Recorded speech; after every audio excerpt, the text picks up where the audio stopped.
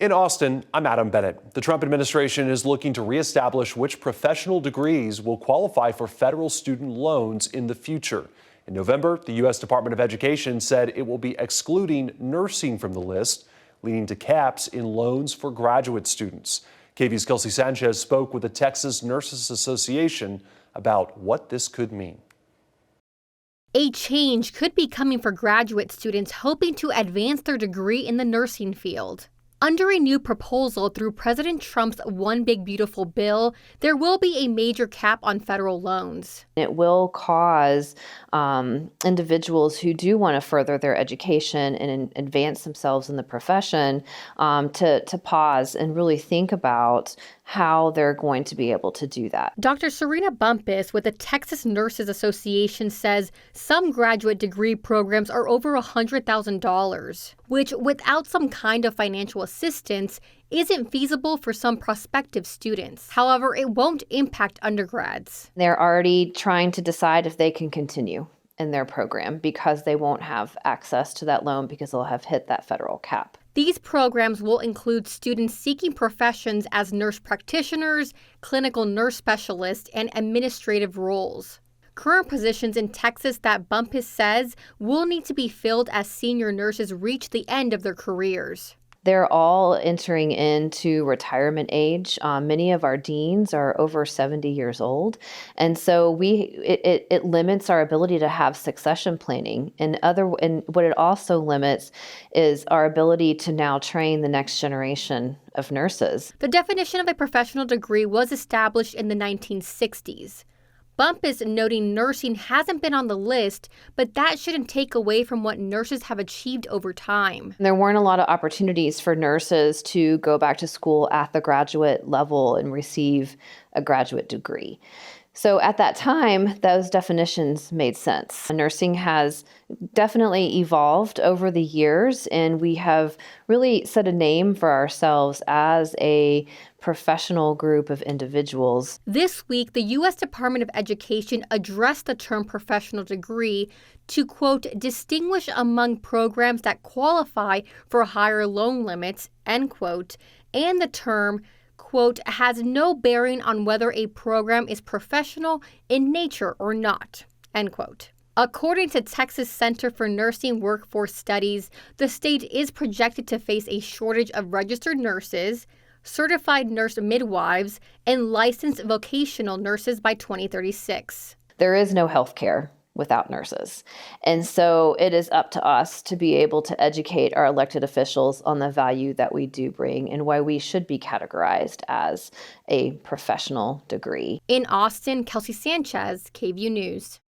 Now, this new proposal should take effect next July, but the Education Department says the public will have a chance to weigh in before anything is finalized.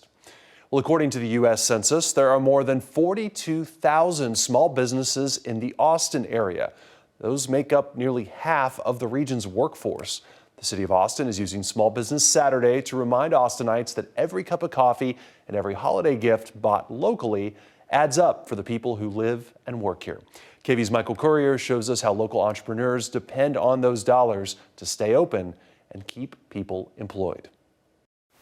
Inside Rockman Coffee and Bake Shop on East Cesar Chavez, neighbors stop by for caffeine, pastries, and a personal connection you may not find at large corporations. We've been open for about a little over a year, and it's basically born out of my favorite things. So we've got our 5 pillars: caffeine, gluten, sugar, butter, booze. Rockman says staying small means she can tailor every detail to the neighborhood. You're a small business, you wear all the hats. You don't necessarily have the infrastructure or necessarily the funding as like larger businesses. But what's really great about it is because it's so small, like we can do really fun things and I feel like really have a personal touch with our community. That local connection is exactly what the city of Austin hopes shoppers will lean into this holiday season.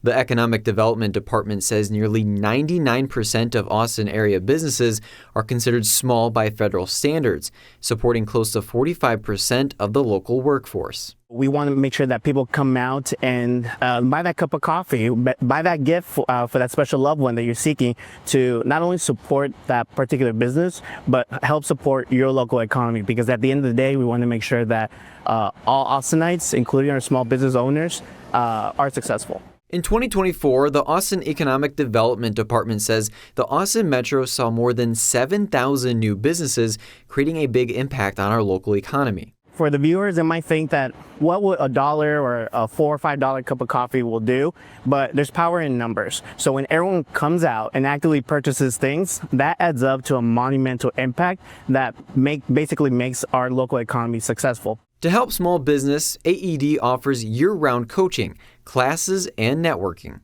We offer everything from one-on-one coaching. If you're looking to brush up on small business fundamental skills, so anything from marketing, accounting, finance, AI, we offer those critical services and classes. For Rockman, success looks like steady foot traffic, familiar faces, and a community that chooses local over convenience. If we only buy from big companies, they're the only ones that are making the money, and keeping money in your small local businesses is what keep people employed. And for anyone dreaming of starting their own business, Rockman's message is simple. Just keep going. From bakeries and boutiques to barbershops and bars, purchases on Small Business Saturday helps keep Austin's small businesses and the people behind them thriving. Austin Economic Development is urging shoppers to treat Small Business Saturday as a year-round mindset, not just a single day on the calendar. Well, local business this holiday season is giving more than just thanks. They're also giving a place to put presents for some people. Moon Valley Nurseries plan to give away 50 trees to first responders, teachers, healthcare workers, veterans, and active duty military. When we spoke to employees this past weekend, they told us they had given about 5 or 6 trees out so far at their Pond Springs location in Austin. Moon Valley's general manager says the event is a big part of their company's history. This is actually how Moon Valley started. So a long time ago, we started with a pumpkin patch, and then we actually transferred that into Christmas trees. So traditionally, it's just the tradition of Moon Valley. It's how we started. It's what got us to our first location ever out of Phoenix, Arizona. And now we're just keeping it for everybody else. Keeping the tradition alive. By the way, that general manager told us the giveaway was planned to end on Sunday. Those are the headlines in Austin. I'm Adam Bennett.